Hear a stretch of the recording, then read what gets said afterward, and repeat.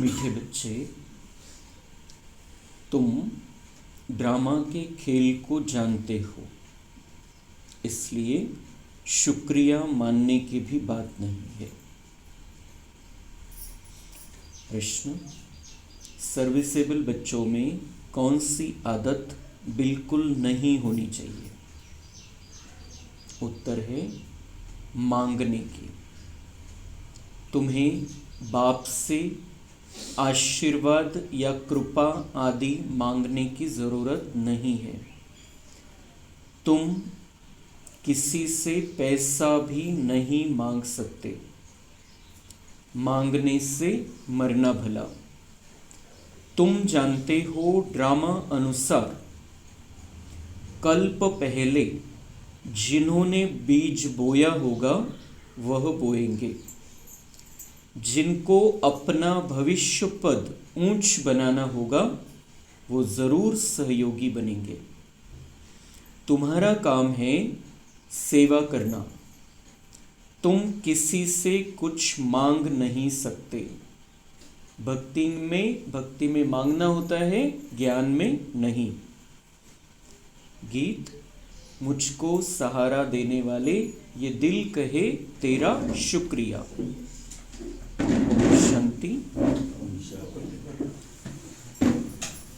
यह बच्चों के अंदर से शुक्रिया अक्षर बाप, टीचर, गुरु के लिए नहीं निकल सकता, क्योंकि बच्चे जानते हैं यह खेल बना हुआ है। शुक्रिया आदि की बात नहीं है। यह भी बच्चे जानते हैं ड्रामा अनुसार। ड्रामा अक्षर भी तुम बच्चों की बुद्धि में आता है। खेल अक्षर कहने से ही सारा खेल तुम्हारी बुद्धि में आ जाता है।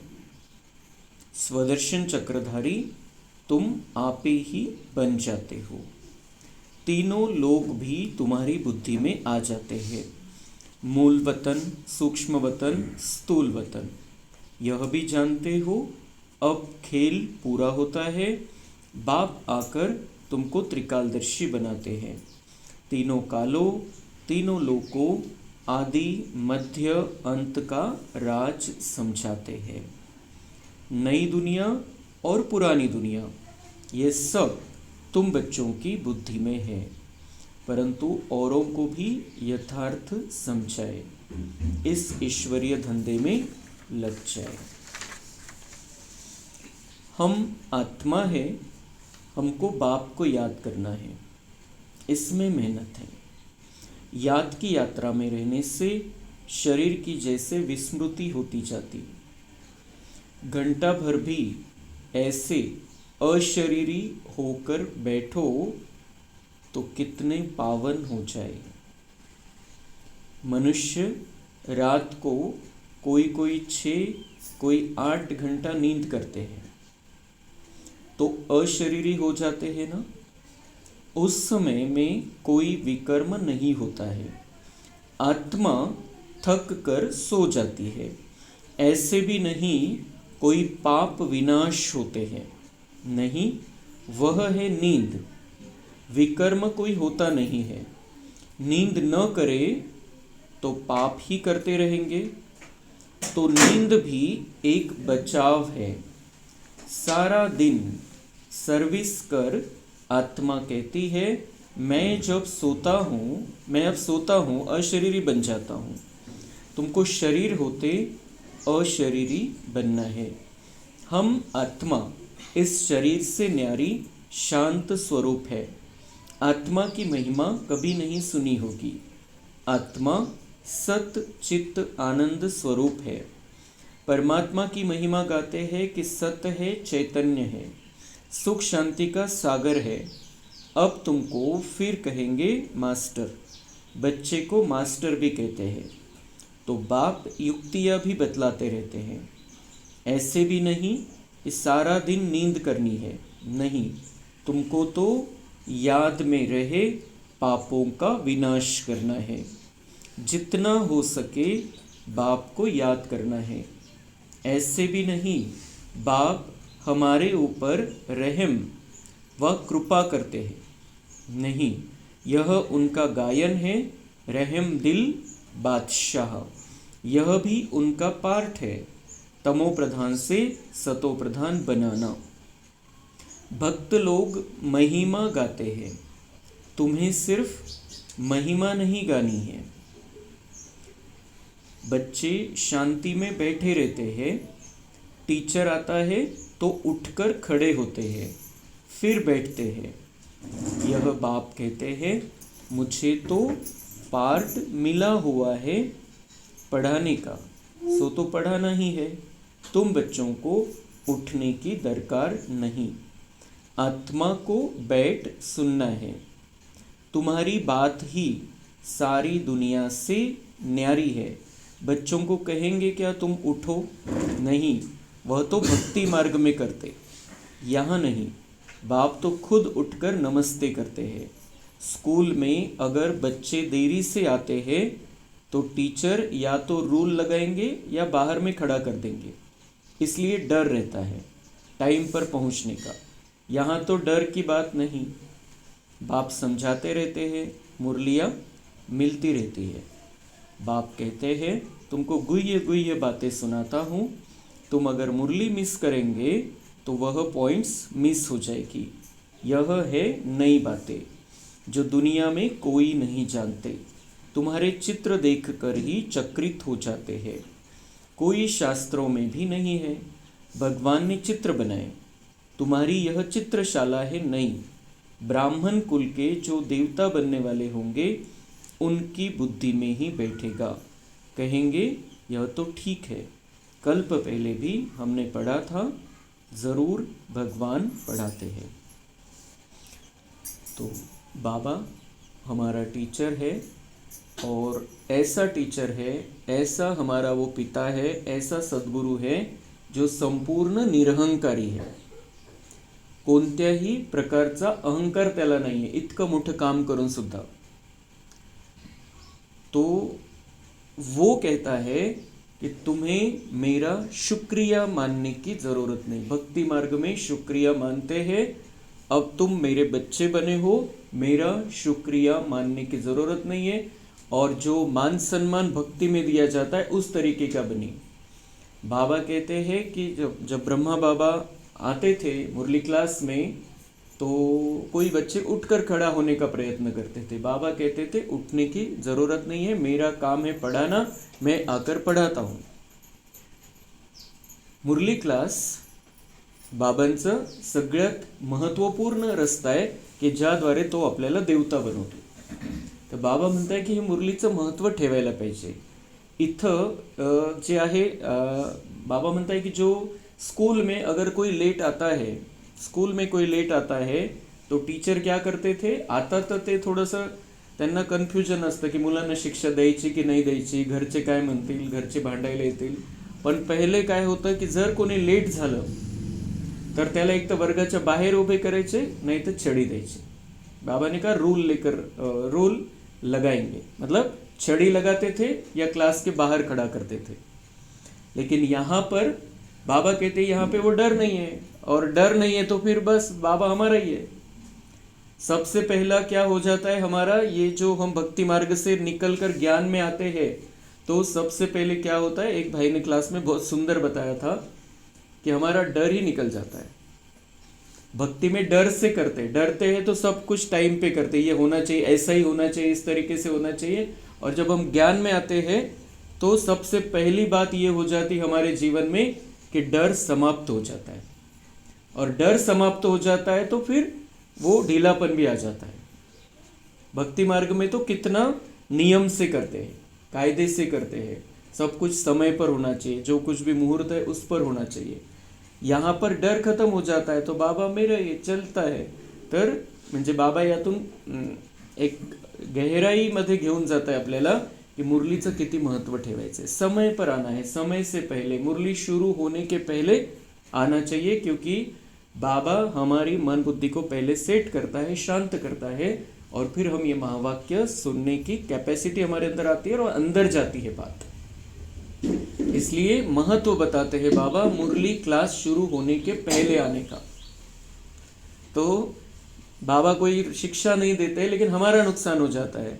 जो अंदर जानी है बात वो नहीं जाती है, इसलिए हमें इसका महत्व रखना है कि समय से पहले पहुंचना है। फिर दूसरी बात बाबा कहते हैं कि यहाँ पर जो मैं आता हूँ और पढ़ाता हूँ और ये जो कार्य करता हूँ, इसके लिए मुझे शुक्रिया नहीं बोलना है। वो तो बाबा की निरंकारिता है। बाबा इतना निरंकारी आहे, सगळं काही करून तो निराळा आहे, त्या करण्याच्या भावनेपासूनच निराळा आहे। तो म्हणतो की माझ्या ड्राम्यामध्ये पार्ट आहे आणि त्या ड्राम्याच्या पार्टनुसार मी करतो। लेकिन वो अगर ये नहीं करता, वो अगर ऐसा कह दे एखादे बार की नाही आता किती वेळा जाऊ, प्रत्येक कल्पामध्ये जाऊ, हे बच्चे बिघडणार आहे, मी पुन्हा जाऊ, पुन्हा पुन्हा पुन्हा पुन्हा तेच तेच करायचं, वो नहीं अगर सोच ले कि मुझे नहीं आना है, तो फिर क्या होगा, क्या हालत हो जाएगी। इसलिए बाबा कितना भी कहे कि मेरा शुक्रिया नहीं मानना है, हमारे दिल से बाबा के लिए हर पल शुक्रिया निकलना चाहिए। वो इसमें हमें बाबा की बात नहीं माननी है, बाबा का शुक्रिया, हर पल शुक्रिया। इतना ज्ञान देने के लिए शुक्रिया, इतने सारी दुनिया में इतने सारे लोग हैं, इतने सारे आत्माएं, उसमें से हमको चुनने के लिए शुक्रिया, इतने ज्ञान के सुंदर सुंदर राज बताने के लिए शुक्रिया, हमें इतना गहराई में लेकर जाता है, बारीकियाँ समझाता है, हमारे जीवन के बारे में जो कुछ भी हमारे से गलत हुआ है, जो कुछ भी गलत हो रहा है, हमारे साथ कुछ गलत हो रहा है, सारी बातों का रहस्य समझाता है, उसका शुक्रिया। हमारे अंदर जो कमी आ गई थी, कमजोरी आ गई थी, उसके निकालने के लिए जो ताकत देता है, उसके लिए शुक्रिया। हमसे जोड़ता है, उसके लिए शुक्रिया। हमें अपने परिवार का बनाया, उसके लिए शुक्रिया। हम उसके हो गए, उसकी गोदी में आ गए, उसके चरणों की धूल होना चाहते थे, उसने हमें सिर आंखों पर बिठा लिया, उसके लिए शुक्रिया। तो शुक्रिया तो हम इस बात में बाबा की बात बिल्कुल नहीं मानेंगे। ये श्रीमत हमें नहीं माननी है। बाबा की श्रीमत दी है बाबा ने मुरली में से कि शुक्रिया नहीं मानना चाहिए, लेकिन ये श्रीमत हम नहीं मानेंगे बाबा की। हर पल बाबा का शुक्रिया मानते रहेंगे। बाकी सारी श्रीमत माननी है, लेकिन ये श्रीमत नहीं, वो उसकी निरंकारिता दिखाता है बस, लेकिन हमें पता है उसके पार्ट का क्या महत्व है, इसलिए हमें उसका दिल से हर पल शुक्रिया मानना है। तो कोई भी बात हो जाए, कुछ भी हो जाए, हमारे दिल से निकलना चाहिए, वाह बाबा वाह, शुक्रिया बाबा शुक्रिया, ये दिल से निकलना चाहिए। कोई भी बात हो जाए, कोई गलत हो जाए, कुछ भी हो जाए, कुछ भी हो जाए, शुक्रिया बाबा शुक्रिया, क्योंकि कुछ बड़ा गलत होने से छोटा गलत हो गया और बाबा साथ में है। कुछ गलत हो गया तो बाबा साथ में है। तो जितना हम ये शुक्रिया की एनर्जी अपने अंदर भरेंगे, बाबा से कनेक्शन हमारा सदा बना रहेगा। त्या निमित्ताने कनेक्शन रहेल बाबाशी कि बाबा शुक्रिया, तो हम जुड़ गए बाबा से। इसलिए शुक्रिया तो हमें हर पल मानना है, बाबा को थैंक्स हर पल देना है। और दूसरी बात बाबा कहते हैं, ये जो मैं तुम्हें सिखाता हूँ, इस ज्ञान के आधार से तुम त्रिकालदर्शी बन जाते हो, नई दुनिया पुरानी दुनिया का सारा ज्ञान तुम्हें आ जाता है। तो जब तुम्हें आ जाता है, तुम्हें सबको ये ज्ञान समझाना है और तुम्हें भी समझना है अपना पार्ट क्या है। अभी आप संगम युग में आ गए हैं, तो संगम युग के अनुसार हमारा पूरा जीवन चलना चाहिए, दिनचर्या पूरी संगम युग की होनी चाहिए। कलयुग का कोई प्रभाव हमारे ऊपर हमें नहीं रखना है। कलयुग में रहते हुए, कलयुग वालों की सेवा करते हुए, हमें संगम युग में रहकर लक्ष्मी नारायण की डिग्री लेनी है, जो ललित भाई ने कल बहुत सुंदर रीति से समझाया। लक्ष्मी नारायण की डिग्री लेने के लिए हम यहाँ पर आए हैं। हमें लक्ष्मी, कोई डॉक्टर बनता है, कोई इंजीनियर बनता है, यहाँ डिग्री मिलती है लक्ष्मी नारायण बनने की। तो और उसके लिए बहुत कम समय बचा है, बहुत बहुत बहुत कम समय बचा है। अंतिम समय के सारे नज़ारे हर प्रकार से हमारे सामने रोज आते रहते हैं, इसलिए बहुत सावधान रहना है। आता काही दिवसापासून काहीच झालं नव्हतं, एक महिना 15 दिवस झाले काही झालं नव्हतं, पण काल खूप मोठी परवा संध्याकाळी खूप मोठी घटना झाली। दिल्लीला मोठा बॉम्बस्फोट झालेला आहे आणि तो अतिरेक्यांनी घडवला आणि सगळ्या भारतामध्ये त्यांचं नेटवर्क हे लक्षात आलं, जाळं पसरवलेलं आहे। तर आता खूप काही मोठं होणार, म्हणजे अशा गोष्टी ह्या वाढत चाललेल्या आहे सगळ्या. जे बाबांनी सांगितलं होतं, जो सिविल वार होगा वो सारी तैयारियां भारत में भी पूरी हो गई है. बाहर के देशों में तो है, और प्रकृति के 5 तत्व बदला लेने के लिए तैयार खड़े हैं. जैसे वो सफाई का भी काम करेंगे, लेकिन मनुष्य ने जो उनके ऊपर आक्रमण किया है उसका बदला लेने के लिए भी वो पूरी रीति से तैयार है. इसलिए समय बहुत कम है. त्यांनी तो हिशोब पण सांगितला खूप चांगल्या प्रकारे की 100 वर्ष संगमयुगाचे, त्याच्यातले 10 वर्ष राहिले. 10 वर्षामध्ये शेवटी सतयुग तयार व्हायला 3-4 वर्ष लागतील. तिची राजधानी तयार व्हायची आहे. त्याच्या आधी विनाशाला 3-4 वर्ष लागतील. म्हणजे विनाशाच्या वेळेला पुरुषार्थ होणार नाही. 3 वर्षामध्ये पुरुषार्थ करायचा आहे. आपण राहिलो तर 3 वर्ष, आपण राहिलो तर 3 वर्षामध्ये तयारी करायची. किती? 100 वर्षाचा अभ्यास पूर्ण करायचा. हा 100, जसं डिग्री असते 5 वर्षाचा कोर्स असतो, 6 वर्षाचा कोर्स असतो, हा 100 वर्षाचा कोर्स आहे.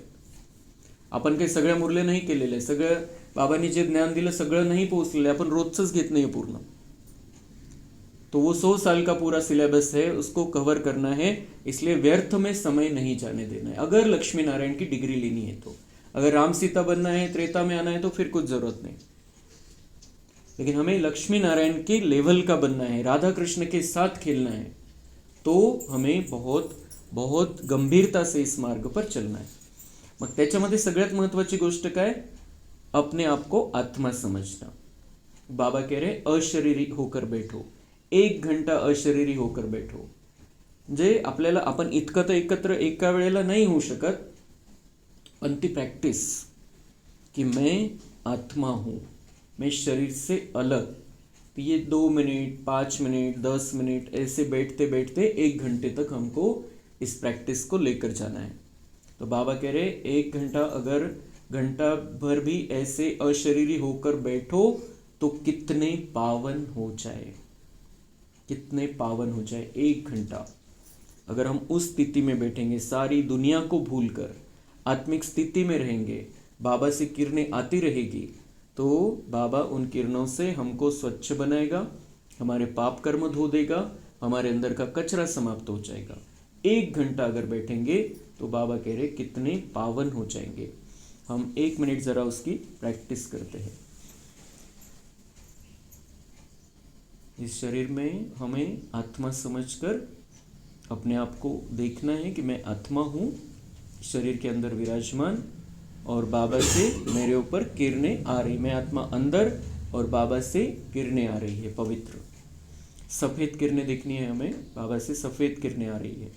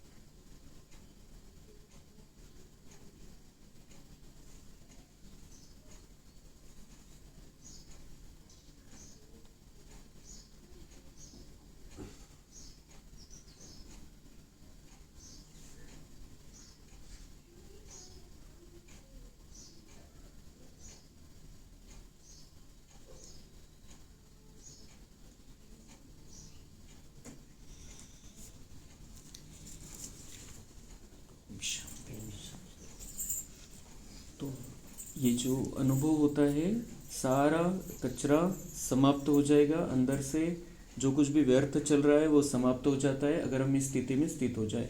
विचार कोई आ सकता है, जेव्हा आपण नक्की करतो की मला बसायचं या स्थितीमध्ये, काही ना काही विचार येईल, कुठून तरी आवाज येईल, पण पुन्हा मन बुद्धीला सेट करायचं नाही. मैं आत्मा हूँ, बाबा से किरणें आ रही. मैं आत्मा अंदर बैठा हूँ, बाबा से किरणें आ रही. उन आवाज़ों को इधर नहीं आने देना है. कोई भी विचार आता है मन में, उस विचार को कैंसिल कर देना है. मैं आत्मा अंदर बैठी हूँ, बाबा से किरणें आ रही. त्याचा वेगवेगळ्या प्रकारे अभ्यास करू शकतो आपण अशरीरीचा, की मी आत्मा इथून निघालो आणि डोक्याच्या वरती आहे, 2 इंच वरती आहे मी आत्मा, तसंही करू शकतो. पण असं पण चांगलं होतं की किरणें आ रही है, मैं अंदर बैठा हूँ.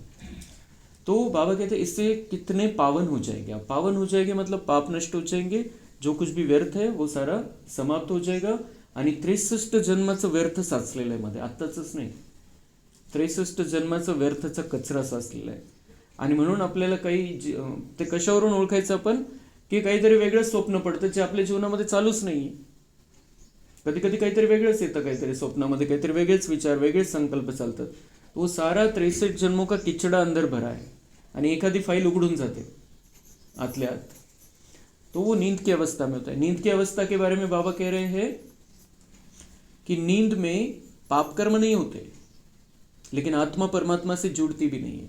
म्हणजे जे काही जनरल आपण बाबा सांगतो आपल्याला की तुम्ही योगयुक्त झोप घेऊ शकता, की झोपताना बिलकुल असं करायचं की बाबांच्या गोदीमध्ये झोपलेलो आहे. मैं आत्मा ऊपर चली गई और बाबा की गोदी में, फरिश्ता रूप में या आत्मिक स्वरूप में, शरीर यहाँ पर पड़ा है, ऐसा हम सोच सकते हैं.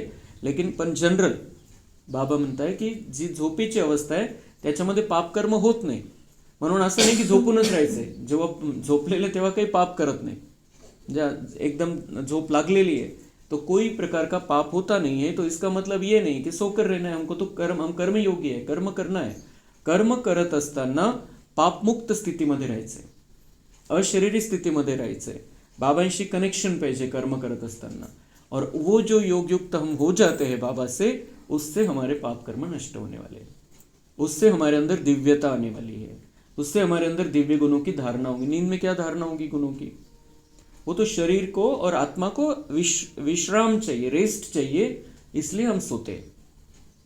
लेकिन उससे कोई ऐसा नहीं, बाबा कहते कि कोई नींद ही करता रहे फिर मग पापच होणार नाही काही. लेकिन ऐसा नहीं है. हम कर्मयोगी, हमारे पिछले 63 जन्मों के पाप कर्मों को हमें खत्म करना है. तर जागृत स्थितीमध्ये बाबांशी कनेक्शन ठेवून आपल्याला ते पापकर्म नष्ट करून घ्यायचे. झोपेत पापकर्म नष्ट नहीं होणार. तो ये सारी बातें बाबा हमें सिखाता है. तुम जानते हो बाबा हमको सारा ज्ञान सृष्टि चक्र का समझाते हैं. यह है बेहद की हिस्ट्री ज्योग्राफी. सबको बोलो यहाँ वर्ल्ड की हिस्ट्री ज्योग्राफी समझाई जाती है जो और कोई सिखला न सके. बल वर्ल्ड का नक्शा निकालते हैं, परंतु उसमें यह कहाँ दिखलाते हैं कि लक्ष्मी नारायण का राज्य कब था, कितना समय चला. बाबा म्हणते दुनियेचा नकाशा दाखवतील तुम्हाला की असं अशी दुनिया आहे, या प्रकारची आहे. पण इतिहास कोणाला माहिती आहे? लक्ष्मीनारायणचं राज्य होतं या दुनियेवरती. सगळं जेवढं काही इतकं मोठं विश्व आहे त्याच्यावरती राज्य कोणाचं होतं? लक्ष्मीनारायण, या दुनियेचे पहिले महाराजा महाराणी. तर ही कहाणी कोणाला माहिती आहे? ते नकाशा दाखवतील फक्त कि ये देश कब बना, कहाँ कैसे विस्तार हुआ, ये सारी बातें समझा सकते हैं. लेकिन किसका राज्य था, कैसे, ये दुनिया की कहानी क्या है, ये कोई नहीं समझा सकता. तर बाबा म्हणताय की सगळ्यांना सांगा की तुम्ही मुरली ऐकता, म्हणजे मुरलीमध्ये काय, या दुनियेचा सगळा इतिहास भूगोल आहे पहिल्यापासून, लक्ष्मीनारायणपासून. जेव्हा ही दुनिया स्टार्ट होते, हे नाटक कसं चालतं, 5000 वर्षाचं कसं नाटक आहे, हे सगळं इथं सांगितलं जातं. बाबा ते सगळं सांगतो. यह बातें किसी की भी बुद्धि में नहीं है. वह तो कल्प की आयु ही लंबी लाखों वर्ष कह देते हैं. तुम मीठे मीठे बच्चों को कोई जास्ती तकलीफ नहीं देते हैं. बाप कहते पावन बनना है. पावन बनने के लिए तुम भक्ति मार्ग में कितने धक्के खाते हो. जे काही कष्ट, काही खायचे, काही करायचं होतं, जे काही मेहनत घ्यायची होती, जे काही कर्मकांड करायचे होते, ते सगळे बाबा म्हणताय भक्ती मार्गामध्ये केलेले तुम्ही, खूप मेहनत घेतलेली आहे. इथं बाबा म्हणताय इथं तुम्हाला आता पावन बनायचं आहे. तिकडे पावन नाही बनले सगळं काही करून, इथं पावन बनायचं. बस एवढंच मी तुम्हाला सांगतो. जो मेन करना था वो रह गया और दूसरा ही कुछ चालू था भक्ति मार्ग में. जो आत्मा को पावन बनाने की बात थी वो नहीं हुआ. बाबा कहते मैं यहाँ ये करता हूँ. जो तुम्हारा रह गया था, जो करना चाहिए था, वही नहीं किया, और वही मैं आकर वो सारे भक्ति मार्ग के धक्कों से छुड़ाकर तुम्हें यहाँ पर पावन बनाता हूँ. अब समझते हो धक्के खाते खाते 2500 वर्ष गुजर गए. बाबा म्हणताय 2500 वर्ष झाले. आता तुम्हाला लक्षात आलं की तुम्ही धक्के खात खात 2500 वर्ष घालवले. हम नीचे उतरते आए, परेशान होते रहे, भक्ति भी साथ साथ चलती रही, लेकिन परेशानी भी थी, दुख भी था, तकलीफें भी थी. अब फिर बाबा आया है फिर से राज्य भाग्य देने. तुमको यही याद है. पुराने से नई और नई से पुरानी दुनिया ज़रूर होती है। अभी तुम पुराने भारत के मालिक हो ना, फिर नए के मालिक बनेंगे। एक तरफ भारत की बहुत महिमा गाते रहते हैं, दूसरे तरफ फिर बहुत ग्लानि करते रहते हैं। भारत की महिमा कि ये देश सोने की चिड़िया था, ऐसा गीत बना हुआ है। और दूसरा गीत क्या बनाया कि देख तेरे संसार की क्या हो गई हालत भगवान। तो एक तरफ महिमा, दूसरे तरफ ग्लानि। वह भी तुम्हारे पास गीत है, तुम समझाते हो अब क्या क्या हो रहा है। ये दोनों गीत भी सुनाने चाहिए। तुम बता सकते हो कहाँ राम राज्य, कहाँ यह। बाप है गरीब निवास, गरीबों की ही बच्चियां मिलेगी। साहूकारों को तो अपना नशा रहता है। बाबा कहते हैं मुझे ये जो कार्य आगे बढ़ाना है, गरीबों की ही बच्चियां मिलेगी। साहूकारों को तो अपना नशा रहता, ज्यांना पैशाचा नशा आहे ते साहूकार, आणि ज्यांना पैशाचा नशा नहीं है ते साहूकार असून गरीब। तो जिनको नशा नहीं उनको बाबा कहता है गरीब, और वो बच्चियां ही मेरे पास आती है। और बाबा गरीब निवास है। जिन्होंने समझा कि मेरा कुछ नहीं वो गरीब है, और ऐसे ही बच्चे बाबा के बनते हैं। कल्प पहले जो आए होंगे वही आएंगे, फिक्रात की कोई बात नाही। बाबा म्हणतात जे कल्प पहिले ज्यांनी भाग्य बनवलेलं आहे तेच बाबांचे पुन्हा बनतील, म्हणून फिकीर करायची गरज नाही। ये क्यों नहीं आते, वो क्यों नहीं आते, हर एक का अपना अपना भाग्य है। शिव बाबा को कभी कोई फिक्रात नहीं होती, दादा को होगी। तो बाबा कह रहे हैं मुझे तो कोई बात की चिंता नहीं है, मुझे पता है जिनका भाग्य बनना है उनका ही बनना है, पर सेवेच्या हिशोबाने। बाबा म्हणता ये ब्रह्मा बाबा को फिक्र हो सकती है कि ये बच्चा आता था क्यों नहीं आ रहा है अभी। वो तो थोड़ा तो संकल्प चलता होगा ब्रह्मा बाबा का, ये बच्चे का कुछ समाचार मिला नहीं, क्या ये बच्चा मर गया है मतलब ज्ञान में नहीं चलता है अभी। तो ब्रह्मा बाबा को संकल्प चलता होगा। शिव बाबा कहते हैं मुझे कोई संकल्प नहीं चलता। और ब्रह्मा बाबा की भी अवस्था 1966 के बाद पूरी बदल गई थी। बाबा के भी संकल्प चलना बंद हो गए थे, लेकिन पहले जब उनका वो पार्ट था तो ब्रह्मा बाबा के संकल्प चलते थे सेवा की भावना से, कल्याण की भावना से। लेकिन बाद में फिर ब्रह्मा बाबा भी कर्मातीत होते गए तो उनके भी संकल्प बंद हो गए। तो शिव बाबा उस समय की बात कह रहे हैं। इनको अपना भी फिक्र है, हमको नंबर 1 पावन बनना है। ये फिक्र तो हम सबको होनी चाहिए कि हमको नंबर 1 पावन बनना है। जैसे बाबा कह रहे इसको फिक्र रहता है, चिंता लगी रहती कि मुझे नंबर 1 बनना है। म्हणजे बाबांनी रिजल्ट सांगितला होता त्यांना कि तुम ही बनने वाले हो, तुम्हारे सिवाय किसी का पार्ट ही नहीं है। फिर भी उनको चिंता रहती कि मैं अभी संपूर्ण नहीं बनाऊं, मुझे अभी ये करना बाकी है, इस अवस्था तक पहुंचना बाकी है। रिजल्ट माहीत असून सुद्धा त्यांनी पुरुषार्थ किती केला तीव्र रीतीने। और बाबा कहते इसको तो चिंता रहती कि मैं नंबर 1 बन जाऊं। ड्रामा फिक्स, रिजल्ट पक्का, फिर भी पुरुषार्थ कितना। तो हमें तो कितना फिक्र रहना चाहिए और कितना पुरुषार्थ करना चाहिए हमने। तो इसमें है गुप्त पुरुषार्थ, चार्ट रखने से समझ में आता है। इनका पुरुषार्थ जास्ती है। बाप हमेशा समझाते रहते हैं डायरी रखो, हिशोब ठेवायचा है आपला। बहुत बच्चे लिखते भी है, चार्ट लिखने से सुधार बहुत हुआ है। कारण कुठं वेळ जातो ते कसं समजेल आपल्याला। आपल्याला वाटतं हां एवढा तर टाईम जाणारच होता, हे तर करायचंच होतं, हे तर आता ते बसले तर मग बोलायचंच होतं। लेकिन उस समय क्या हुआ, उसमें कुछ निकला या ऐसे व्यर्थ चला गया समय, ये हमें पूरा हिसाब रखना है। तो बहुत बच्चे लिखते भी है, चार्ट लिखने से सुधार बहुत हुआ है, क्योंकि समझ में आता है कहाँ व्यर्थ में जा रहा है। यह युक्ति बहुत अच्छी है, तो सबको करना चाहिए, सबको करना चाहिए। बाबा कहते युक्ति अच्छी है सुधारने के लिए, अपना समय बचाने के लिए, तो सबको करना चाहिए। डायरी रखने से तुमको बहुत फायदा होगा। डायरी रखना माना बाप को याद करना, उसमें बाप की याद लिखनी है। डायरी भी मददगार बनेगी, पुरुषार्थ होगा कि बाबा को कितना याद किया मैंने, ये लिखना है उसमें। तर बाबा म्हणते डायरी तुम्हारी मददगार बन जाएगी, पुरुषार्थ बढ़ाएगी, क्योंकि तुम अपना हिसाब रखने लगे हो। समझ में आता है कि मैं इसमें ये समय निकाल सकता था, इस समय बाबा की याद में बैठ सकता था, इस समय मुरली का चिंतन कर सकता था। डायरिया कितनी लाखों करोड़ों बनती है नोट आदि करने के लिए।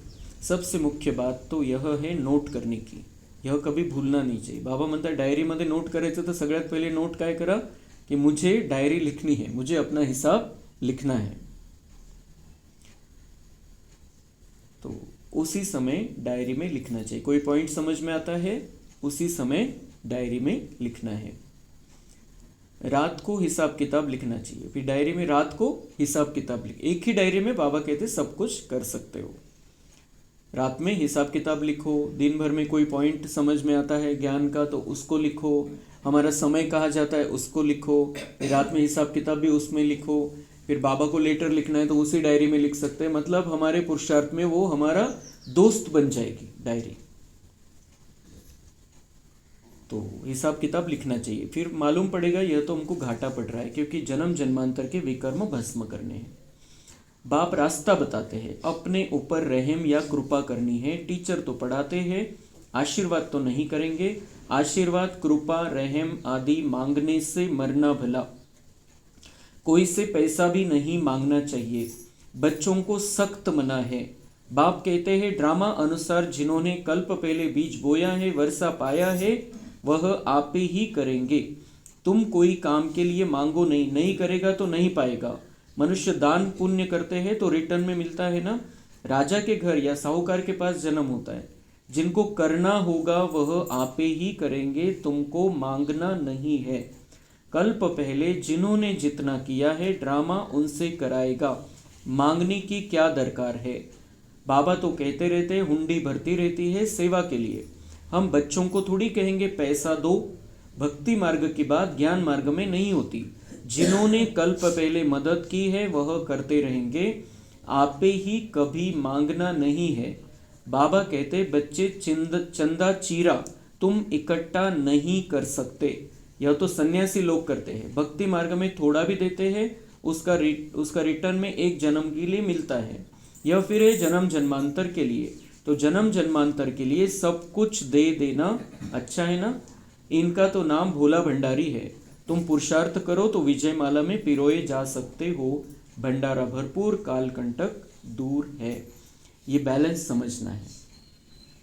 बाबा हमें समझाता है कि तुम मेरे राजा बच्चे हो, तुम महान हो, सर्वशक्तिवान की संतान हो, इस दुनिया के आधार मूर्त हो, तुम देवता हो, तुम लेवता नहीं हो। तर सगळ्यात पहिले बाबांनी सांगितलं आशीर्वाद मांगना नहीं है, कृपा मांगनी नहीं है, रहम मांगना नहीं है। हम दाता के बच्चे हैं, हम देने वाले हैं और हम हक से लेते हैं। हम आशीर्वाद नहीं मांगते, किसी से आशीर्वाद नहीं मांगना है, भगवान से भी आशीर्वाद नहीं मांगना है, बाबा से भी आशीर्वाद नहीं मांगना है। बाबा ये हमें सिखाता है कि तुम मेरे लायक बच्चे हो और अपना हक लो। आशीर्वाद मांगने की जरूरत नहीं, करो और पाओ। जो पुरुषार्थ करेगा उसका भाग्य बनता जाएगा। आशीर्वाद की जरूरत नहीं। बाबा का आशीर्वाद क्या है? बाबा ज्ञान देता है।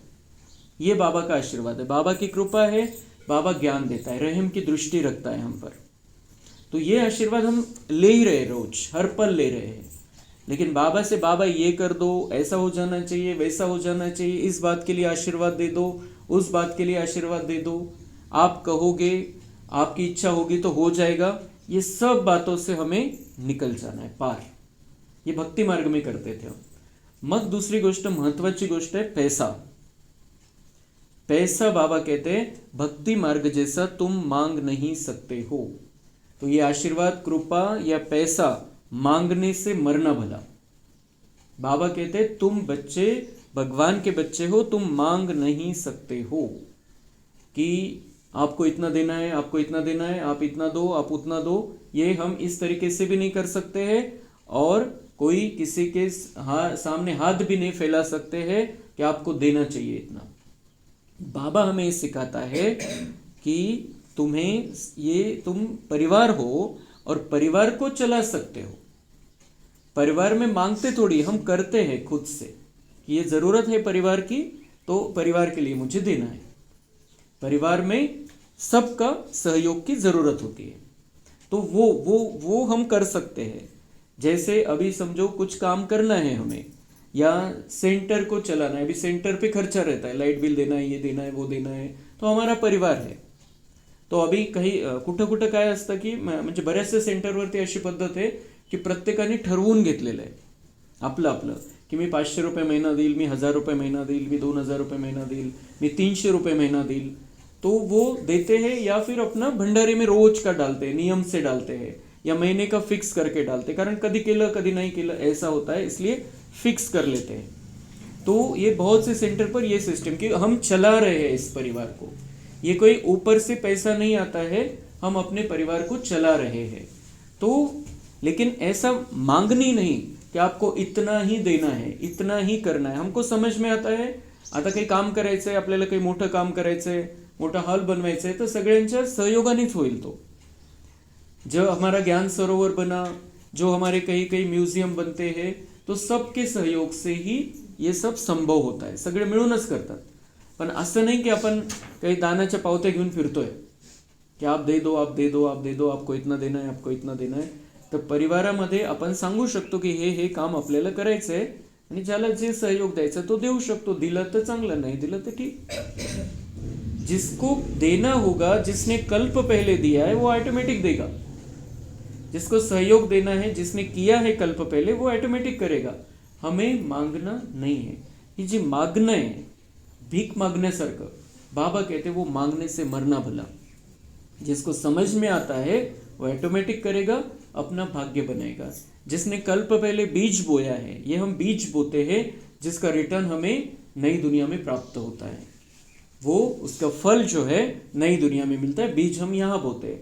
तो बाबा म्हणता है जिन्होंने बीज बोया है कल्प पहले, वो फिर से बीज बोएंगे। तुम्हें किसी को जबरदस्ती मांगने की जरूरत ही नहीं है। जिसको समझ में आता है उसने करना चाहिए। तो कृपा, आशीर्वाद, रहम, ये हमें मांगना नहीं है, ये सब पर करना है। और जो भी सहयोग हम कर सकते हैं, तन से कर सकते हैं, मन से कर सकते हैं, धन से कर सकते हैं, वो करना है हमें। इसको हम ये जो कार्य है, इस कार्य के हम मदतगार हैं। पण ती इच्छा आणि अपेक्षा आणि कोणी किती दिलं त्या नजरेने कोणाकडे बघायचं, ये बाबा हमें नहीं सिखाता है। हर एक का पार्ट है, हर एक का अपना अपना वो कैपेसिटी है, उस हिसाब से वो करता है। तो हमारी वो नज़र भक्ति मार्ग में क्या रहता है, जो पैसे ज़्यादा देते हैं उनको ज़्यादा बड़ा भक्त मानते हैं। यहाँ पर तो वो है ही नहीं। बाबा कहते हैं आपके पास जो है उसमें से आप जितना ईश्वरीय कार्य में लगा सकते हो, घर संभाल कर वो ईश्वरीय कार्य में सफल कर लो। ऐसे भी तो खत्म हो जाने वाला है, ईश्वरीय कार्य में सफल कर लो। ये बाबा हमें सिखाता है, क्योंकि उसका बाबा कहते हैं कि जो भक्ति मार्ग में थोड़ा करते हैं उसका वो एक जन्म के लिए रिटर्न मिलता है। और यहाँ पर जो कुछ भी आप तन मन धन से सेवा करते हो, मनसा वाचा कर्मणा करते हो, अपना समय श्वास संकल्प लगाते हो, तो उसका रिटर्न 21 जन्म मिलेगा। और लगभग 80-82 जन्मों का बहुत सुंदर भाग्य हम बना रहे हैं उस आधार से। इसलिए ये समझ कर करने की बातें हैं, ये बैलेंस बाबा हमें सिखाता है।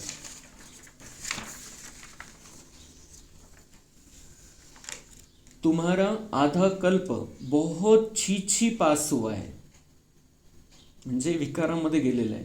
बाबा म्हणताय छी पास हुआ है। आधा कल्प हम छी बनते आए, बनाते आए।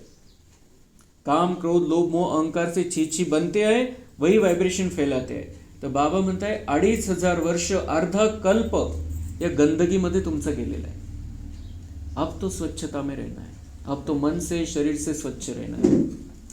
नीचे गिरते आए हो, ऊपर से नीचे ही गिरते आए। जगन्नाथपुरी में बहुत गंदे गंदे चित्र हैं। बाबा तो अनुभवी है ना, चारों तरफ घूमा हुआ है, ब्रह्मा बाबा ने सब देखा हुआ है। तो शिव बाबा कहते मैंने नहीं देखा, लेकिन ब्रह्मा बाबा ने देखा हुआ है।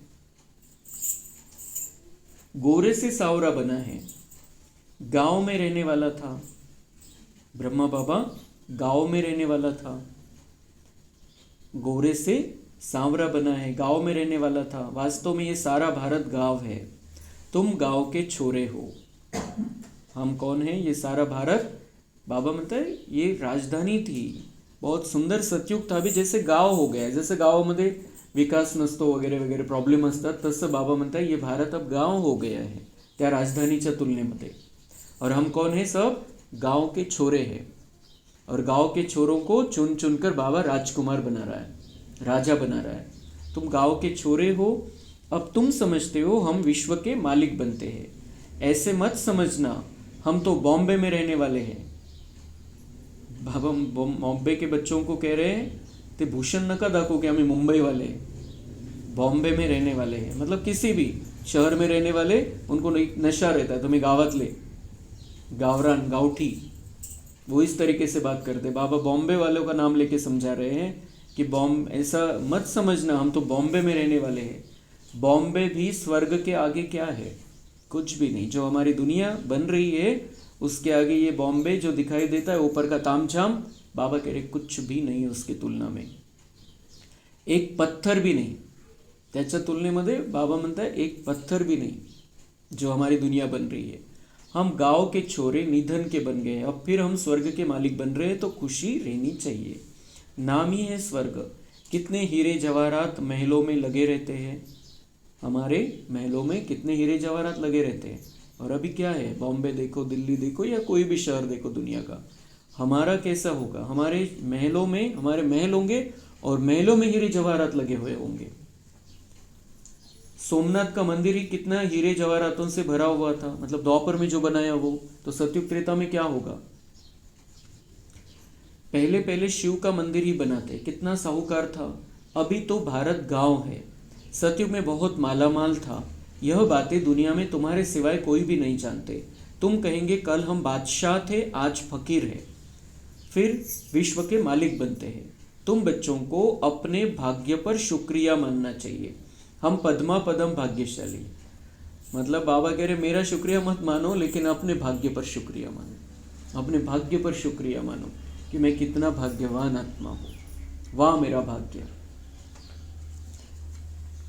अच्छा, मीठे मीठे सिके लधे बच्चों प्रति माता पिता बाप दादा का याद, प्यार और गुड मॉर्निंग। रूहानी बाप की रूहानी बच्चों को नमस्ते।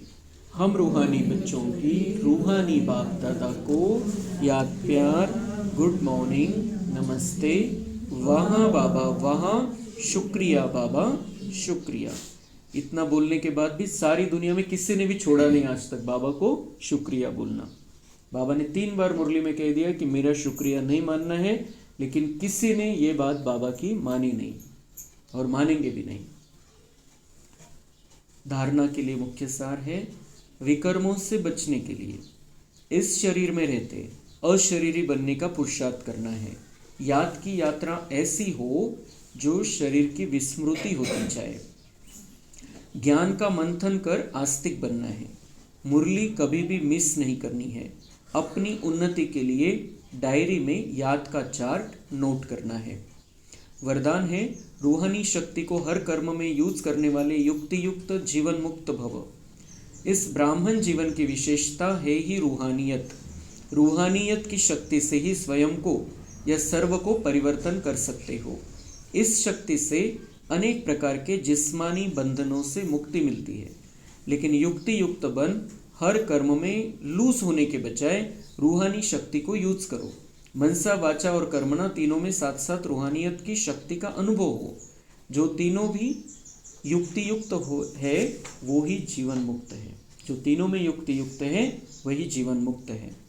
नहीं तो अगर हमें शारीरिक बंधनों से मुक्त होना है, दुनियावी बंधनों से मुक्त होना है, तो बाबा म्हणता है की तुमचं जे रूहानी शक्ती आहे ती दिसून आली पाहिजे मनसा वाचा आणि कर्मणामध्ये, तिन्हीमध्ये एकाच वेळेला। आपण आत्मा आहे असं समजून विचार चाललेले, आत्मा समजून आपण बोलतोय आणि कर्म पण आत्मा समजून करतोय कि मैं आत्मा करणहार अपने कर्मेंद्रियों से करा रही हूँ, बाबा साथ में है। तर त्यावेळेला बाबा म्हणताय की तुम्हाला बंधन वाटणारच नाही जे काही करताय त्याच्यामध्ये, आणि जीवन एकदम निर्बंधन वाटेल, हलकं हलकं वाटायला लागेल। जेव्हा ही रूहानियत येऊन जाईल, आत्मीयता येऊन जाईल, आत्मिक शक्ती येऊन जाईल, आध्यात्मिकता येऊन जाईल जीवनामध्ये, तेव्हा मग बंधनं सगळे आपल्याला जाणवणारच नाही। भले बंधन रहेगा कुछ न कुछ जब तक हम यहाँ पर है, पण त्याचा प्रभाव आपल्यावरती जाणवणार नाही। तर जीवनमुक्त स्थितीचा जो अनुभव सतयुग आणि त्रेतायुगामध्ये आपल्याला करायचा आहे, बाबा म्हणताय त्याची सुरुवात इथूनच होणार आहे। तर त्यासाठी काय, मनसा वाचा कर्मणामध्ये आत्मिक स्थिती ठेवायची। स्लोगन है, सत्यता की विशेषता द्वारा खुशी और शक्ति की अनुभूति करते चलो। सत्यता के बारे में बाबा ने संडे की मुरली में समझाया। सत्यता मतलब ही पवित्रता की अति उच्च अवस्था आहे. तो मतलब सत्य स्थितीमध्ये आपण जे आहे त्या स्थितीमध्ये स्वतःला ठेवायचं आहे, बाबांशी कनेक्ट व्हायचं. जो सत्य सदा हम आत्मा भी, बाबा ने आज कहा कि आप कौन हो, जैसे परमात्मा के लिए कहते सच्चित आनंद स्वरूप है, वैसे आप आत्मा भी हो. मेरे बच्चे हो तो आप भी सच्चित आनंद स्वरूप हो, आप सत्य हो, आप मेरे में मन लगाते हो, आप सदा आनंद में रहते हो, चैतन्य में हो, जागृत स्थिति में हो आत्मा आप. तो ऐसा हमें सदा अगर इसमें रहेंगे हम सत्य स्थिति में, तो उसका जो विशेषता हमारे अंदर आएगी, वो जो सत्यता के कारण विशेषता आएगी, तिची स्पेशालिटी आपल्यामध्ये येईल. त्याच्यामुळे खुशी आणि शक्तीचा अनुभव स्वतःलाही होईल आणि दुसऱ्यांनाही ते व्हायब्रेशन मिळतील. खुशी आणि शक्ती सगळ्यात जरुरी आजच्या जीवनामध्ये सगळ्यांसाठी आहे. खुशी पण नाही आहे कोणाला खास, आणि कमजोरी वाटते, कशा कशामुळे कमजोर होऊन जातात, मनाने कमजोर, शरीराने कमजोर. तर सदा आनंदी राहायचं आहे आणि सदा शक्तिशाली राहायचं आहे, पॉवरफुल स्ट्रॉंग राहायचं आहे सदा. तर ही सत्यतेची विशेषता आपल्याला आपल्यामध्ये आणायची आहे. मैं ओरिजिनल कौन हूँ और किसका हूँ, इस स्थिति में अगर हम रहेंगे तो सदा खुश रहेंगे और कभी कमजोरी महसूस ही नहीं होगी. अव्यक्त इशारे, जो भी परिस्थितियाँ आ रही है और आने वाली है, उसमें विदेही स्थिति का अभ्यास बहुत चाहिए. इसलिए और सभी बातों को छोड़, ये तो नहीं होगा, ये तो नहीं होगा, क्या होगा, इस क्वेश्चन को छोड़ दो. अभी विदेही स्थिति का अभ्यास बढ़ाओ. विदेही बच्चों को कोई भी परिस्थिति व कोई भी हलचल प्रभाव नहीं डाल सकती. कोई भी परिस्थिति या कोई भी हलचल किस पर प्रभाव नहीं डाल सकेगी. जो विदेही है, जो अपने आप को आत्मा समझते, देह के भान में नहीं है, देह में रहते हुए देह से अलग अपने आप को महसूस करते, बाबा से कनेक्शन में है, तर त्यांच्यावरती कुठलीही परिस्थिती, संकट प्रभाव नहीं टाकू शकत. तर बाबा म्हणते कि ये अभ्यास जितना आपका, क्योंकि आगे चल के भी बहुत बातें होने वाली, हम रोज सुनते हैं कुछ ना कुछ हो रहा है नया, भयानक हो रहा है, भयंकर हो रहा है, जो हमने नहीं सुना वो होता जा रहा है. तो अगर हम परेशान होते रहे तो ऐसी तो बहुत बातें आती रहेंगी. तो बाबा म्हणते आता त्या चक्करमधून बाहेर पडा, क्योंकि बहुत कुछ होने वाला है. क्या क्या सोचेंगे और किस किस का टेंशन लेंगे आप, ये तो नहीं हो जाएगा, वो तो नहीं होगा, क्या होगा, कैसे होगा. बाबा म्हणते याच्यातून जर बाहेर पडायचं आहे, स्थितीला अचल अडोल ठेवायचं आहे, स्थिर राहायचं आहे, खुश राहायचं आहे, शक्तिशाली राहायचं आहे, तर मग तुम्ही विदेही स्थितीचा अभ्यास वाढवा कि मैं तो आत्मा हूँ और आत्मा पर तो किसी बात का प्रभाव नहीं, और दूसरे किसी के बारे में हमें चिंता लगी रहती, वो भी तो आत्मा है, वो भी तो आत्मा है. तो ये जितना हम ये अभ्यास बढ़ाएंगे उतना आने वाली भयंकर दिनों में हम बचकर रहेंगे उसके प्रभाव से. अच्छा, ओम शांति.